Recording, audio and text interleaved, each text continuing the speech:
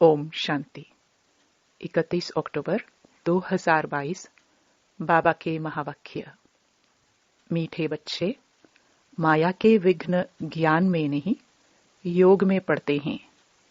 योग के बिना पढ़ाई की धारणा नहीं हो सकती। इसलिए जितना हो सके योग में रहने का पुरुषार्थ करो।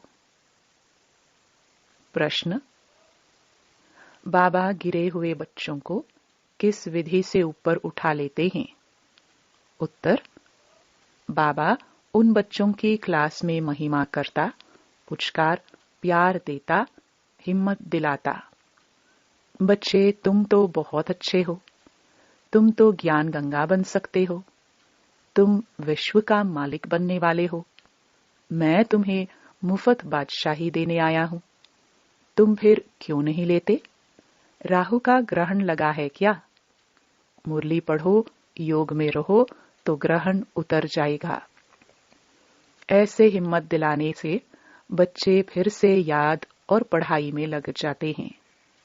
इस विधि से कई बच्चों की ग्रहचारी उतर जाती है। गीत। दूर देश का रहने वाला। ओम शांति। भगवानुवाच।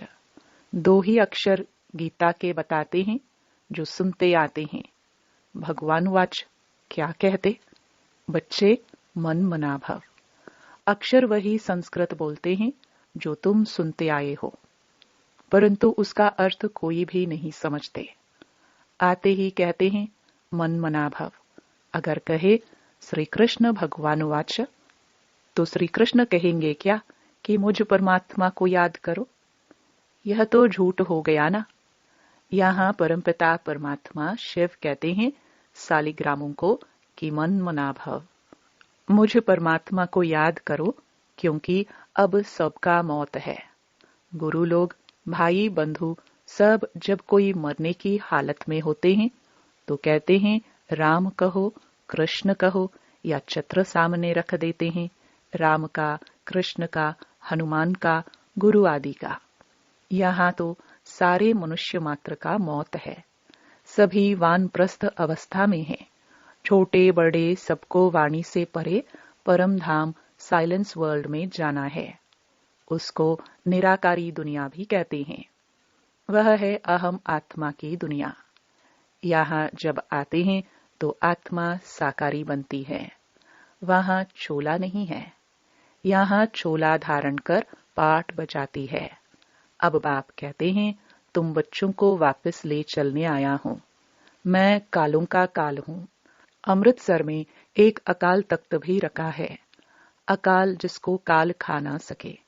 सब कालों का काल कहते हैं मैं तुमको वापस ले जाता हूं। तुमको फिर पाठ बजाने आना है। सृष्टि के आदि के पहले किसका पाठ चला? क्योंकि यह सृष्टि वैरायटी धर्मों का झाड़ है। सब नंबरवार आते हैं। पहले है देवता धर्म। अब वह धर्म प्राय लोप है। उसका ज्ञान भी लोप है। तो शास्त्रों में कहां से आया? जिस सहज राजयोग से वह देवता बने वह भी गुम है। बाकी यह गीता आदि है भक्ति की सामग्री, क्योंकि यह ज्ञान तुमको यहाँ ही मिलता है। फिर उसका शास्त्र सतयुग त्रेता में होता नहीं। तो द्वापर में कहां से आए? वहां कोई तुम्हारी सच्ची गीता आदि नहीं होती है। वहां फिर ड्रामानुसार वही भक्ति मार्ग की गीता आदि बनाते हैं। कहते हैं आगे साधु महात्माओं की बुद्धि अच्छी थी तो उन्होंने बैठ यह शास्त्र आदि बनाए। ड्रामानुसार बनने ही थे। उस समय रियल चीज कहां से आए? जैसे गांधी के साथ मोतीलाल आदि का पाठ था। अब अगर उसका नाटक बनाए तो वह कहां से आए? वह ऐसे ही आर्टिफिशियल बनाएंगे।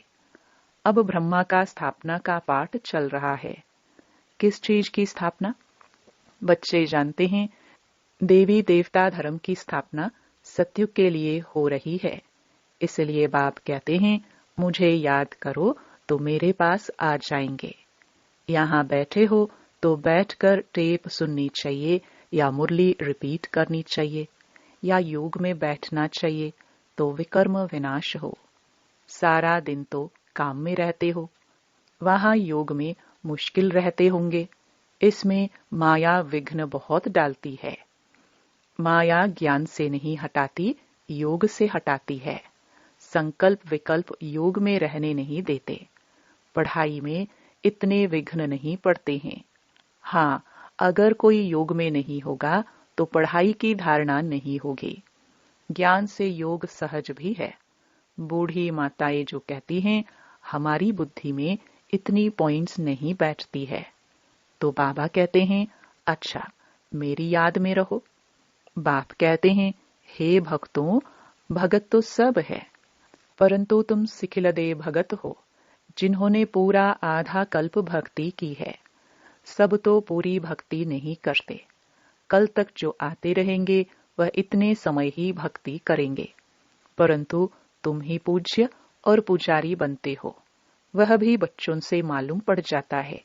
जो बच्चे बनते हैं श्रीमत पर चलते हैं, समझते हैं यह हमारे कुल के हैं, जिनको पूरा निश्चय है कि हमको परमात्मा पढ़ाते हैं।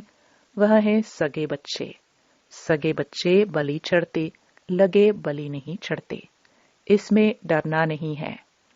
भक्ति में तो बलि चढ़ते आए हो, कुछ न कुछ ईश्वर अर्थ दान करते आए हो। यह भी बलि चढ़ना हुआ। फिर कहते हो परमात्मा ने पुत्र दिया, धन दिया, परंतु मनुष्य इसका अर्थ नहीं समझते हैं। तुम अब जानते हो कि यह भी बाप भक्ति का रिटर्न अल्पकाल के लिए देते आए हैं। सतयुग में ऐसे नहीं होता। तुम भक्ति में जो करते आए हो वह सतयुग में होता नहीं। न कोई गरीब होता जिसको दान करे, न कोई शास्त्र होते, न मंदिर होते।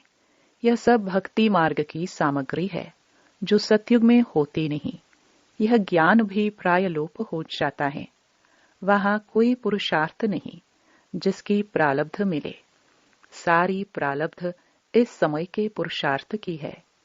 इस्लामी बौद्धि की नॉलेज तो परंपरा चलती है, क्योंकि उनकी स्थापना पीछे विनाश नहीं है, तो उनको सब पता रहता है।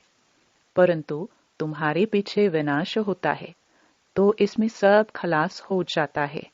फिर द्वापर में वही वेद शास्त्र आदि निकलेंगे। यह सब गीता के बाल बच्चे हैं। उन सबको धर्मशास्त्र नहीं कहेंगे, क्योंकि धर्मशास्त्र उसे कहा जाता है जिससे धर्म की स्थापना हो। जैसे क्राइस्ट के महावाक्यों को कहते हैं, यह मैसेंजर के महावाक्य हैं। क्राइस्ट को गॉड फादर नहीं कहेंगे, उनको गॉड का सन बच्चा समझते हैं। कहते हैं गॉड ने क्रिश्चियन धर्म स्थापन करने के लिए भेजा, तो उनको अपने धर्म की पालना भी करनी है। सतो रजो तमो में आना ही है। यह ज्ञान उनको नहीं है कि वापस कोई नहीं जा सकते। अच्छा, बाबा समझाते थे कि उन्होंने गीता भल बनाई है, यादगार है, देवता धर्म का शास्त्र है, परंतु उनको झूठा बना दिया है। सच तो आटे में नमक मिसल है, क्योंकि पीछे बैठ बनाए हैं। सत्युग त्रेता में किसको ज्ञान है नहीं, वह थोड़े ही समझते हैं सत्युग में इतने सोने हीरे के महल कहाँ चले गए, क्यों गए। कहते हैं द्वारिका नीचे सागर में चली गई, परंतु सागर में नहीं जाती।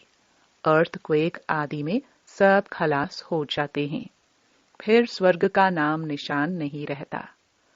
प्रारब्ध भोग कर खलास कर दी तो उनका नाम निशान नहीं रहता, न हिस्ट्री रहती। जैसे मंदिर बनते हैं तो उनकी हिस्ट्री है। पूजा कब से शुरू हुई, मोहम्मद गजनवी कब आया, कैसे भारत का धन लूटा, यह सब ज्ञान है बुद्धि के लिए भोजन। परंतु योग ठीक नहीं होगा तो सुनने समय खुशी होगा, परंतु ठहरेगा नहीं।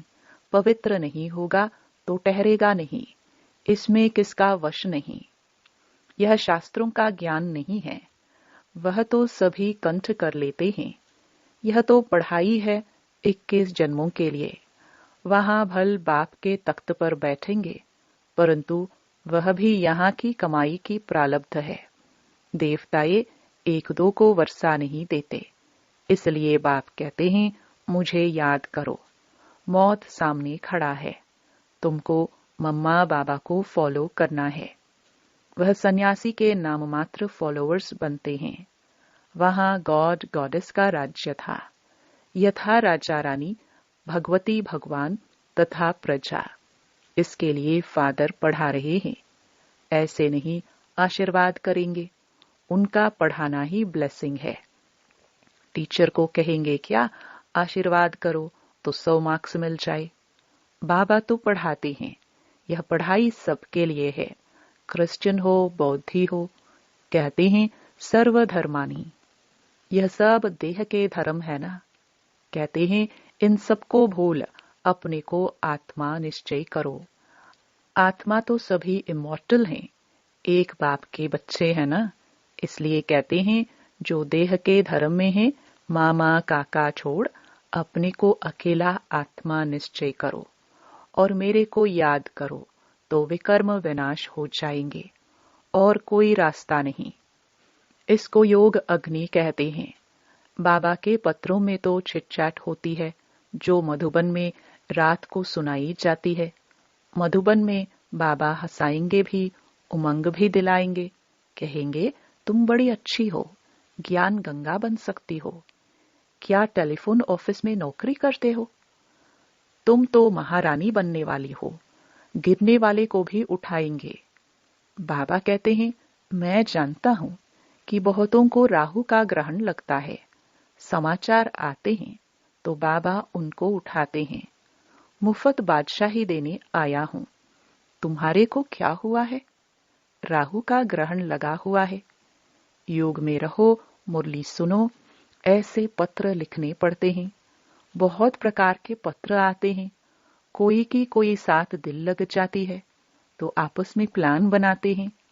अच्छा, हम आपसे गांधर्वी विवाह करेंगे, मैं तुमको बचाता हूं, बंधन से छुड़ाता हूं। बाबा कहे तुम कैसे बचा सकते हो? पहले तुम माया से बचे हो। बाबा से राय ली है, श्रीमत ली नहीं है और आपस में सगाई की बातें करते हो तो मुर्दे माया घसीट कर ले जाएगी। सूक्ष्म में दिल लग जाती है तो ऐसी ऐसी बातें करते हैं। बाबा समझ जाते हैं यह रसातल में जा रहा है। सगाई तो मात पिता करते हैं, तुम मुट्ठी आपस में ही सगाई कर रहे हो गुपचुप में। तुमको पता नहीं कि ऐसे ऐसे विघ्न आते हैं। गुड़ जाने, गुड़ की गोथरी जाने। बाबा तो सभी बच्चों को जानते हैं। कोई भी पूछ सकते हैं, बाबा मैं मातेला हूं व सौतेला हूं। अब शरीर छूट जाए तो क्या पद मिलेगा? शरीर पर किसका भरोसा नहीं है। स्टीमर डूब जाता है, एरोप्लेन गिर जाता है तो क्या गति होती है। मौत तो सबके सिर पर खड़ा है। इसलिए आज का काम कल पर नहीं रखना है, नहीं तो धर्मराजपुरी में साक्षात्कार होगा। देखो कल कल करते काल खा गया। श्रीमत पर न चले तो राज्य पद गवा लिया। थोड़ा भी सुनने वाला हो तो स्वर्ग में आ जाएगा। फिर जो जितनी स्थापना में मदद करेंगे तो उतना पद पाएंगे। जैसे गांधी जी को मदद की, कितने जेल में गए, कितने मरे, रिटर्न में क्या मिला? कोई साहूकार कांग्रेसी के पास जाकर जन्म लिया होगा। अब समय बाकी कितना थोड़ा है, फिर क्या सुख मिला? ज्ञान सुनकर जाते तो व्यर्थ नहीं जाएगा। यहाँ कुछ छुड़ाया नहीं जाता है। यह तो उन्होंने तंग किया विकारों के लिए, तब लाचारी में उनको छोड़ना पड़ा। नहीं तो क्या करे? तो बाप को शरण देनी पड़े। ऐसे तो अब तक भी शरण लेते रहते हैं। इसमें भगाने की तो बात ही नहीं। यह तो ड्रामानुसार गौशाला बननी थी। है तो बच्चे, परंतु उन्होंने नाम गौशाला डाला है। कहते हैं कृष्ण ने नदी पार की तो गौओं ने भी पार की होगी। है सारी बात इस समय की। इन सब बातों से पहले ज्ञान लो और बाप से वर्षा लो। भल धंधा करो, साथ साथ यह सेकंड कोर्स उठाओ। विलायत में रहते भी मुरली जरूर पढ़ो। अच्छा, मीठे मीठे सिखिलदे बच्चों प्रति माता पिता बाप दादा का याद प्यार और गुड मॉर्निंग। रूहानी बाप की रूहानी बच्चों को नमस्ते। धारणा के लिए मुख्य सार। पहला, देह के संबंधों को भूल अपने को अकेली आत्मा समझना है। बाप पर पूरा पूरा बलि चढ़ना है, इसमें डरना नहीं है। दूसरा, धर्मराज की सजाओं से बचने के लिए आज का काम कल पर नहीं छोड़ना है। पढ़ाई के आधार से बाप की ब्लेसिंग लेते रहना है। वरदान, मन से दृढ़ प्रतिज्ञा कर मन मनाभव के मंत्र को यंत्र बनाने वाले सदा शक्तिशाली भव। जो बच्चे सच्चे मन से प्रतिज्ञा करते हैं तो मन मन मनाभव हो जाता है और यह मन मनाभव का मंत्र किसी भी परिस्थिति को पार करने में यंत्र बन जाता है। लेकिन मन में आए कि मुझे यह करना ही है, यही संकल्प हो कि जो बाप ने कहा वह हुआ ही पड़ा है। इसलिए कोई भी प्रतिज्ञा मन से करो और दृढ़ करो तो शक्तिशाली बन जाएंगे। बार बार अपने को चेक करो कि प्रतिज्ञा पावरफुल है या परीक्षा पावरफुल है। परीक्षा प्रतिज्ञा को कमजोर ना कर दे। स्लोगन, जो स्वमान में रहने वाली श्रेष्ठ आत्मा है उन्हें अपमान की फीलिंग नहीं आ सकती। ओम शांति।